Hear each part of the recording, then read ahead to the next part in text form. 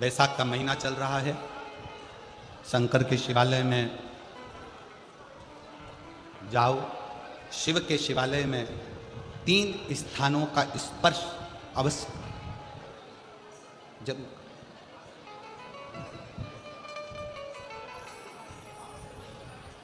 किसी किसी मंदिर में शंकर जी के शिवलिंग को छूने नहीं देते, जैसे दक्षिण साइड में, साउथ में। तो अपने ही घर में जो शिवलिंग है उसके 3 स्थानों का स्पर्श अवश्य समझिए।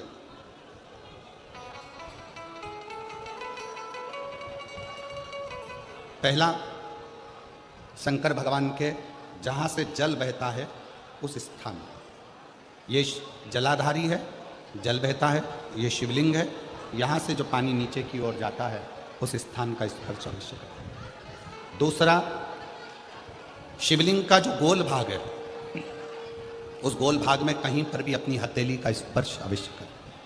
तीसरा, शंकर भगवान के शिवलिंग का जो ऊपर का भाग है वहाँ अपने अस्त्र का स्पर्श अवश्य करें। तीनों स्थान पर ब्रह्मा, विष्णु और महेश का स्मरण करते हुए जब बैसाख महीने में आप शंकर भगवान को जल समर्पित करें। शिव जी को जब बैसाख के महीने में जल दिया जाए तो दोनों हाथ से अंजलि में कलश रखकर शंकर भगवान की अपने हाथ की अंजलि में जल रखकर शिव जी को जल अवश्य समर्पित करें।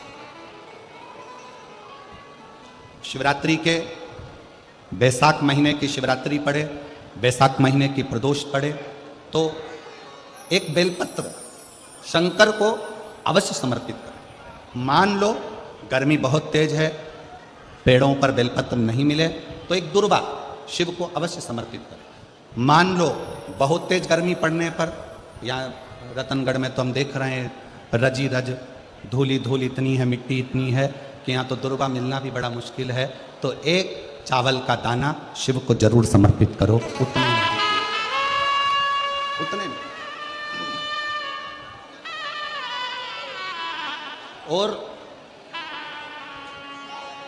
बैसाख महीने में सबसे ज्यादा जरूरी है, जो सबसे ज्यादा जरूरी है बैसाख महीने में, वो जलाशय अर्थात अपने घर के नज़दीक में कोई पानी का स्थान हो, जलाशय हो, वहाँ का जल शिव को समर्पित करना, या शिव के नंदी के पास में। और हम तो कहेंगे शंकर का नंदी केवल मंदिर में मत देखो, आपके घर के आसपास में हमारे मारवाड़ की पहले की रीति रही है। राजस्थान में बहुत सालों पहले, जब लगभग 19 से 20 साल पहले हम फलोदी में आए थे, 20 साल पहले, और 20 साल पहले जब हम फलोदी में आए थे राजस्थान में, तो हमने उस फलोदी राजस्थान में देखा था कि प्रत्येक घर के बाहर पत्थर का एक छोटा सा कुंडा जैसा होता। 2 चीजें हमने फलोदी राजस्थान में प्रत्येक घर के बाहर 20 साल पहले देखी थी। एक इतना बड़ा कुंडा पत्थर का जिसमें लोग भोजन रख देते हैं, और एक बड़ा सारा कुंडा जिसमें लोग पानी भर देते हैं, जिससे चिड़िया, पशु, पक्षी, गौ माता सब उस पानी को पीती रहे और आपका और हमारा कल्याण होता रहे। इस भाव से प्रयास करो। शिव जी को तो जल समर्पित करो,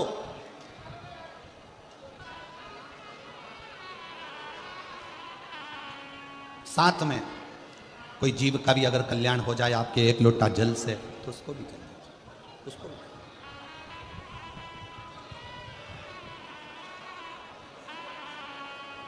शंकर भगवान ओघड़दानी शिव, जिनका चढ़ा हुआ जल केवल मात्र स्पर्श, आचमन, दर्शन आपका और हमारा कल्याण कर देता। अपने दुख को, अपनी तकलीफ को, अपने कष्ट को किसी दूसरे के दरवाजे पर जाकर कभी मत करो, कभी मत।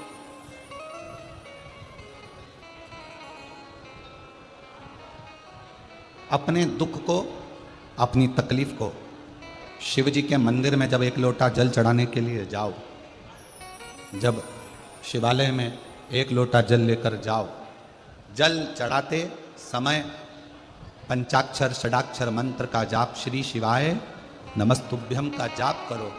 और जब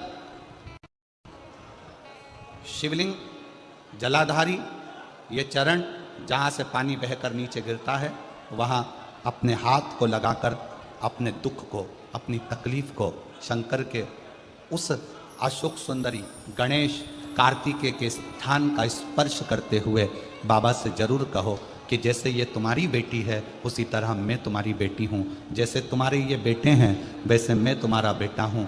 इनके दुख को आपने मिटाया था, मुझे भी अपनी बेटी मानकर मेरे दुख को मिटा दीजिए, मेरे दुख को समाप्त कर दीजिए। किसी से मत कहो पर शिव से कहो, शंकर से कहो।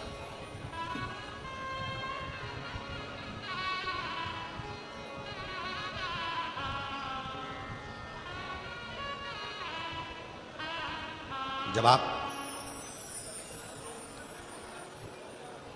चरण पकड़कर अशोक सुंदरी की जगह पर अपने हाथ का स्पर्श कर कर गणेश कार्तिकेय के स्थान का स्पर्श कर कर शिव से कहोगे तो शंकर अपनी औलाद आपको बनाएंगे और अपनी पुत्री समझकर आपका दुख जरूर मिटाएंगे। से श्री शिवाय नमस्तुभ्यम ज़्यादा नहीं तो 11 बार तो निकाल लिया करो। ये शरीर, ये हृदय, ये चित्त, ये वृत्ति परमात्मा के चरणों में क्या की जाए।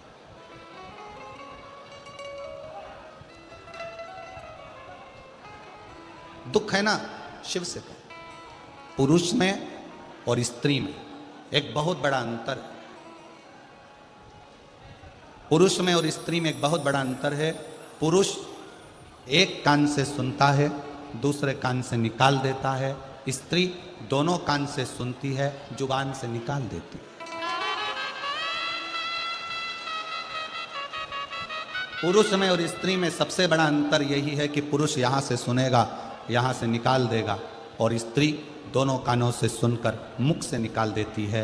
शिव पुराण की कथा कहती है अगर स्त्री को मुख से निकालना भी है सुनने के बाद तो अपने पिता देवादिदेव महादेव के सामने जाकर निकाले तो बात शिव के पास। सबका किया है मेरा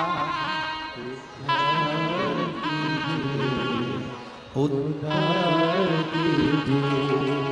हे त्रिपुरधारी, हे त्रिशूलधारी।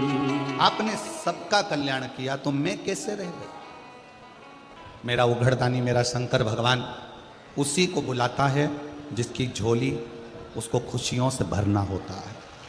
खुशियों से। अब मालूम पड़े पूरा रतनगढ़ का लोग कथा सुनने के लिए आ जाए तो शंकर भगवान को 3 महीने में देना है, ये शिव पुराण का प्रमाण है। अब बुलाएगा उसी को जिसको देना होगा। जिसको देना ही नहीं है वो मन बनाकर रख भी लेगा कि मुझे कथा सुनने जाना है, कथा सुनने जाना है, पर मेरा भोले बाबा उसको यहाँ तक पहुँचने ही नहीं देगा, पहुँचने ही नहीं।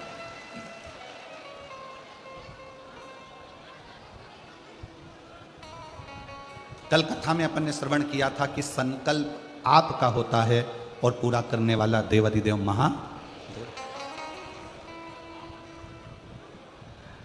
कोई दूसरा नहीं पूरा करेगा, शिव।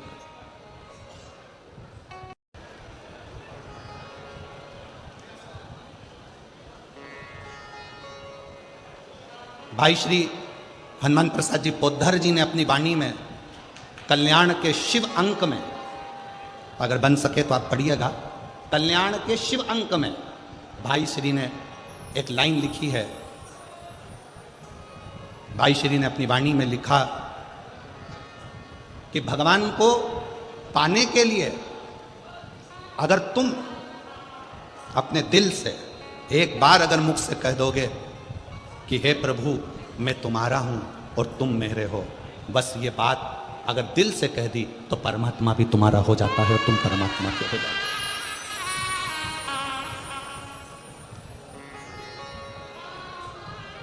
जरूरी नहीं कि उपास करोगे तो भूखे रहना पड़ेगा। व्रती का मतलब क्या होता है? व्रती का मतलब क्या है? एक सिंहपुर प्रदेश में एक व्रती ब्राह्मण रहता था। व्रती ब्राह्मण का मतलब यह है कि वो कुछ खाए पीने से या उपास रखने से, साबूदाना खाने से, मोरधन खाने से, चिप्स खाने से, वेपर्स खाने से, पपीता खाने से, सेवफल या केला खाने से व्रत नहीं होता।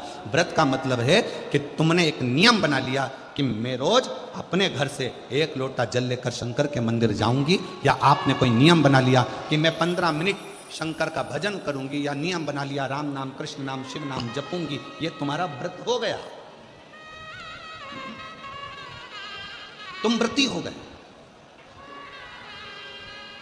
ये व्रत तुमने धारण कर लिया।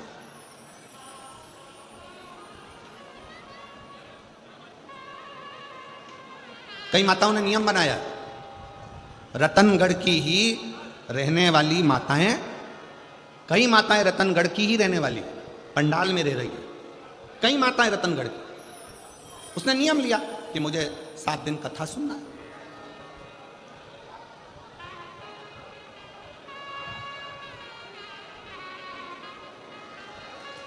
उसका नियम था, व्रती है। व्रत करने का मतलब यह नहीं है कि तुमने उपास करा, कुछ खाया पीना छोड़ दिया, कुछ खाना पीना छोड़ दिया तो भगवान तुमसे प्रसन्न हो जाएगा।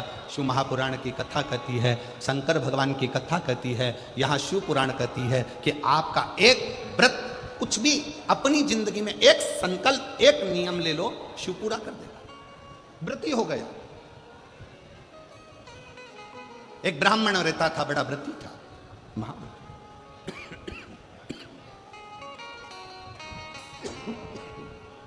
और वो महाव्रती ब्राह्मण तत्व किसको कहते हैं, शंकर की भक्ति किसको कहते हैं?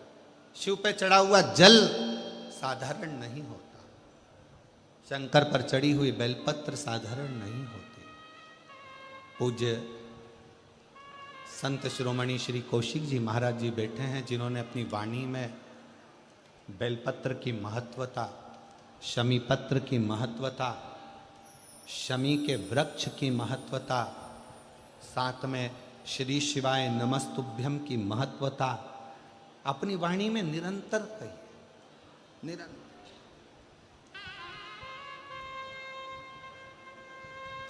शिव जल साधारण नहीं है, शंकर की भक्ति साधारण नहीं है, शिव स्मरण साधारण है।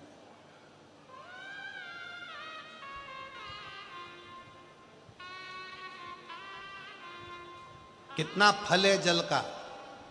पार्वती जी को मालूम था शंकर जी को इतनी जल्दी प्रसन्न नहीं कर सकते, तो पार्वती जी ने एक नियम बनाया, पार्थिव शिवलिंग का निर्माण करना और शिव जी पे जल चढ़ाना।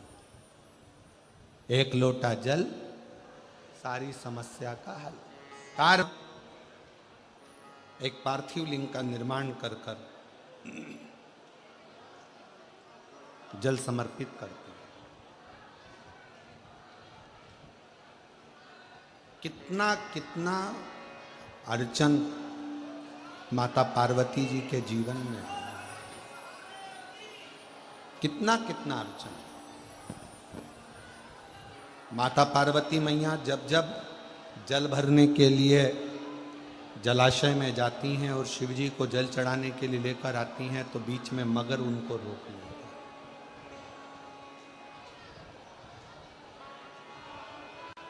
कहीं पार्वती मैया जब भगवान शंकर को रिझाने के लिए आतुर होती हैं, तो फिर कोई ना कोई क्रम होकर